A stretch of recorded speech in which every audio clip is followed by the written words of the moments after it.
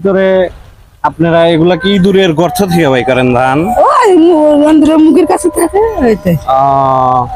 সারাদিনে মোটামুটি কয় কেজি করে ধান পান? ওই 3 কেজি 5 কেজি 4 কেজি এরকম এরকম ঠিক না। এগুলা দিয়ে কি করেন এই অল্প ধান দিয়া? সেদ্ধ করে ভাত সেদ্ধ করেন? হ্যাঁ আলু সব দেখুন এই যে ইঁদুরের গর্ত থেকে অনেকগুলো ধান পাইছে। সে সারাদিন কিন্তু এইভাবেই মাঠে মাঠে ঘুরে ঘুরে এইভাবে ধান সংগ্রহ করে। আপনারা দেখতে পাচ্ছেন এই যে অনেকগুলো ধান।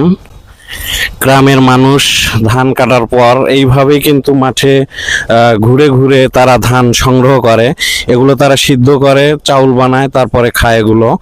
তো যাই হোক বন্ধুরা, ভিডিওটি যদি ভালো লেগে থাকে অবশ্যই কমেন্ট শেয়ার করবেন এবং আমার পেজটি ফলো দেওয়ার চেষ্টা করবেন। আমার ইউটিউব চ্যানেলটি সাবস্ক্রাইব করে সঙ্গে থাকবেন। হাফিজ ব্লগের পক্ষ থেকে